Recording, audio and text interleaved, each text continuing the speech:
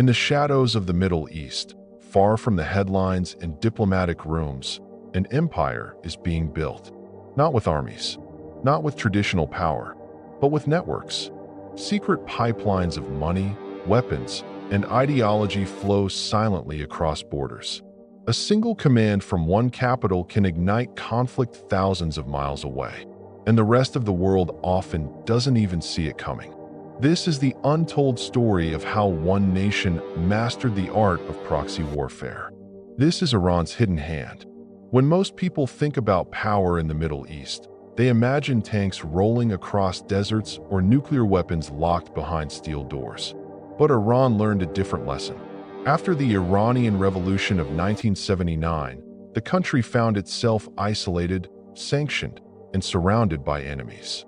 It couldn't match the military budgets of Saudi Arabia or the United States. It couldn't win a direct war. It had already tried that with Iraq, and the cost was catastrophic. So Iran's leadership made a calculated choice. Instead of building an empire the traditional way, they would build one through proxies, through loyal militias, through networks of fighters spread across Lebanon, Yemen, Iraq, Syria, and beyond. These groups would become Iran's soldiers without being Iranian soldiers. They would fight Iran's wars. They would extend Iran's reach. And for decades, this strategy worked. Today, Iran's proxy forces number in the hundreds of thousands. They control territory. They influence governments. They wage war in places Iran itself has never set foot. But how did this happen? How did a single nation create such an intricate web of power? The answer lies in decades of calculated strategy, ruthless efficiency, and an ideology that transcends borders. To understand Iran's dominance today, you must first go back to February 1979. The Shah's regime had just collapsed. Ayatollah Khomeini stood in Tehran, declaring a revolution not just for Iran, but for all of the Islamic world. His message was radical. The oppressed must rise up against their oppressors. The weak must challenge the powerful. And Iran would lead this charge. It wasn't just politics. It was a call to arms wrapped in religious ideology. This doctrine of exporting the revolution became the foundation of everything that would follow. But there was a problem.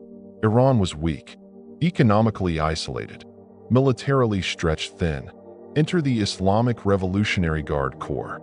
The IRGC, created in 1979 as a revolutionary militia, it quickly evolved into something far more sophisticated, a state within a state. An organization with its own army, navy, air force, and intelligence apparatus. And crucially, a specialized unit called the Quds Force. The Quds Force, established in the mid-1980s, would become Iran's invisible hand abroad. While Iran's conventional military answered to the defense ministry, the Quds Force answered only to the supreme leader. They operated in shadow. They built networks. They trained foreign fighters. They supplied weapons. They orchestrated operations that Iran's government could always deny. But they needed partners on the ground. In 1982, a Lebanese cleric named Mohammed Hussein Fadlallah and a group of Shia activists founded an organization called Hezbollah, the Party of God. At first, Hezbollah was disorganized, radical, and desperate, but Iran saw something in them. Dedicated fighters who shared Iran's vision of resistance against Israel and Western influence. Iran invested heavily. Money poured in. Advisors arrived from the Quds Force. Training camps were established in Lebanon's Bekaa Valley. Weapons flowed across borders. Within years, Hezbollah transformed from a ragtag militia into a sophisticated fighting force. This wasn't charity. This was strategy. Iran was creating its first major proxy, a loyal military force that could project Iranian power beyond its borders, a tool that could fight Israel, a proxy that made Iran look powerful without requiring Iranian soldiers to die. By the late 1980s, the template was set. The Cold War was ending. The Soviet Union was collapsing. But for Iran, a new era of expansion was just beginning. Throughout the 1990s and 2000s, Iran refined its strategy. It wasn't just about creating one proxy. It was about creating an entire ecosystem of proxies, each with its own role, its own resources, its own capability to project power. In Iraq, after the American invasion in 2003, Iran flooded the country with advisors and weapons. Shia militias that had been scattered suddenly found patrons, training, funding.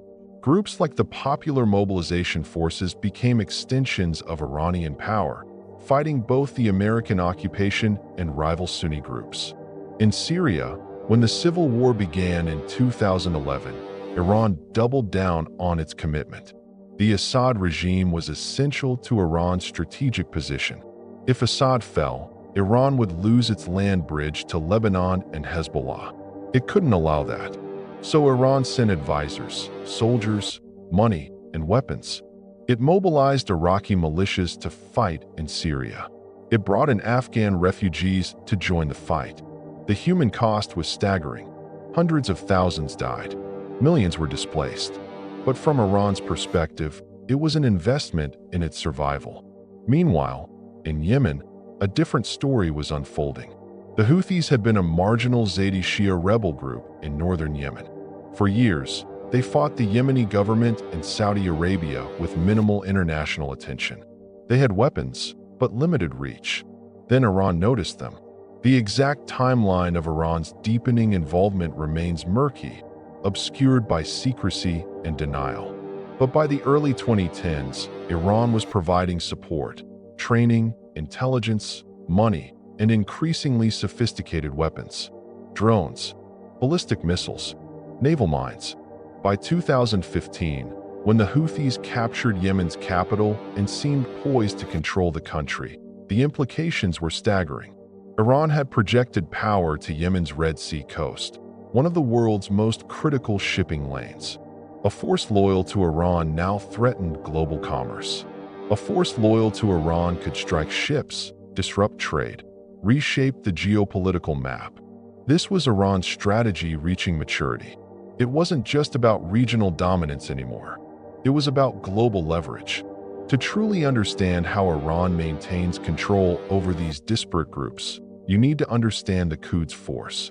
On paper, it's simply one branch of the IRGC. In reality, it's something far more powerful and far more secretive. The Quds force is Iran's instrument of power projection. Its commander reports directly to the supreme leader. Its budget is classified. Its operations are conducted in complete secrecy. Think of it as a combination of CIA, special forces, and foreign ministry all rolled into one. Except it answers to no one but the supreme leader himself. The Quds force works through what analysts call the network model. Rather than directly occupying territory or deploying uniformed soldiers, it builds networks of local allies. It provides training, weapons, money, and ideological guidance. It creates command structures. It ensures loyalty through a combination of shared belief, financial incentive, and fear. The brilliance of this system is its deniability. When Hezbollah fires a rocket at Israel, Iran says it has nothing to do with it. When Houthi drones strike Saudi oil fields, Iran denies involvement. When Iraqi militias kill American soldiers, Iran claims innocence. This isn't credible to outside observers, but it works as official cover. Iran can maintain diplomatic relationships, avoid direct war, and still wage proxy conflicts. But maintaining control over these networks requires constant effort. Iran uses several mechanisms. First, there's money. Billions flow annually to Hezbollah, Iraqi militias, the Houthis. This money doesn't just pay for weapons. It builds political parties, social services, hospitals. It makes these organizations essential to their communities. Second, there's training. The Quds force runs training camps not just in Iran, but across the region. Fighters learn urban warfare, drone operations, engineering. They're taught that they're not just fighting for a militia, they're fighting for a broader cause. For Iran, for the resistance. Third, there's weapons. Advanced drones from Iran, precision missiles, anti-tank weapons. Not enough to match American or European militaries, but enough to cause serious damage and project power. Fourth, and perhaps most importantly, there's ideology. Every group in Iran's network is bound by a shared worldview, that Israel is illegitimate, that the West is a threat, that Iran represents the resistance against imperialism. This shared ideology creates loyalty that transcends normal mercenary relationships. In 2019, this network was tested like never before. General Qasem Soleimani was more than just a military officer. He was the architect of Iran's entire proxy network. For 2 decades, he built, coordinated, and controlled every major militia group under Iran's influence. He traveled constantly, visiting fighters in Iraq, Syria, Lebanon, Yemen. He personally ensured loyalty. He mediated disputes between different groups. He was the glue holding everything together. On January 3, 2020, an American drone strike killed him near Baghdad. The assassination shocked the region. Iran's leaders mourned publicly. The Quds force faced a crisis. How could it maintain its network without its most crucial node? But the network, it turned out, was more resilient than many expected. Soleimani's deputy, Esmail Ghani, took over. The structure remained. The flow of weapons continued. The proxy forces kept fighting. In fact, in some ways, Soleimani's death proved Iran's strategy was working. Despite the loss of its most important commander, Iran's network didn't collapse. If Iran relied on a conventional military, losing a general of Soleimani's stature could be catastrophic. But in a proxy network, there's redundancy. There are multiple levels of command. There are trusted leaders in each theater. The system survived, but the assassination also revealed something crucial. This network was becoming increasingly aggressive, increasingly visible, increasingly willing to strike far from home. In the years after 2020, the escalations multiplied.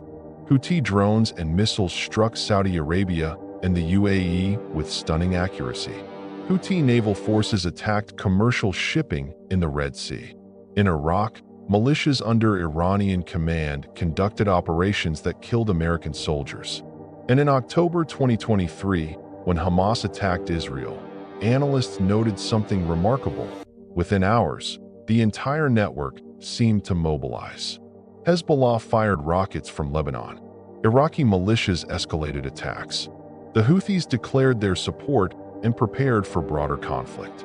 It was as if a single command had been given, which suggests something about the nature of Iran's control. These proxies aren't truly independent. They respond to Iranian directives. They wait for Iranian signals. They coordinate according to Iranian strategy. This isn't a loose collection of allies. This is a unified military structure disguised as independent movements. On the surface, Iran's proxy strategy seems to be about power and dominance, about extending influence, about confronting enemies like Israel and Saudi Arabia. These are real factors, but there's a deeper logic. Iran's government is built on the idea of permanent confrontation with the West. The revolution, it claims, is incomplete. The struggle against imperialism continues. Without an external enemy, the regime's justification for authoritarian control weakens. The proxy networks serve this need. They create the appearance of struggle. They validate the revolutionary ideology. They give ordinary Iranians a sense that their country is strong and resisting, even as the economy struggles and freedoms shrink. But there's another layer. By building these networks, Iran has created a powerful constituency within its own government. The IRGC and Quds force have become enormously wealthy and powerful through controlling resources flowing to proxies. They've built economic empires, military industries, and political influence. These networks serve the interests of Iran's security state. For countries neighboring Iran, the proxy networks represent something else, a guarantee against invasion.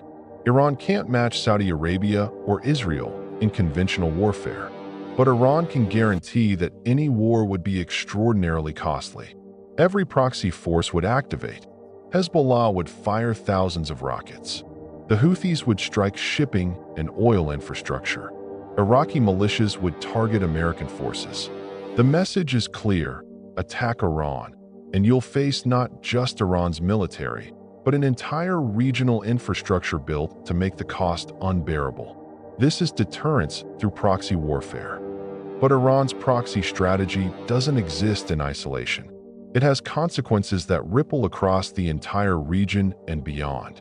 The Lebanese civil war left 100,000 dead. Syria's civil war has killed 500,000 people, many at the hands of Iranian-backed forces. Yemen's humanitarian catastrophe, once called the world's worst humanitarian crisis, is directly tied to Iranian support for the Houthis and the Saudi response. Millions of refugees, hundreds of thousands of deaths, entire economies destroyed. The United States, seeing Iranian influence expand across the region, has responded with increasing pressure. Sanctions on Iran have become brutal, targeting its oil industry, its financial system, its ability to trade internationally. Saudi Arabia, viewing Iran as an existential threat, has spent hundreds of billions on weapons and engaged in proxy conflicts of its own, supporting Sunni groups against Iranian-backed Shia militias. Israel, facing Hezbollah on its northern border and now dealing with Houthi attacks on its ships, has conducted countless strikes on Iranian positions and facilities across Syria. The region is locked in what some call a cold war. Not truly cold, but not a full hot war either. A perpetual state of tension, proxy conflict, and the ever-present risk of catastrophic escalation. And at the center of it all is Iran, building and maintaining networks that stretch across the Middle East, that influence millions of people, that have the power to trigger conflicts that could consume the entire region.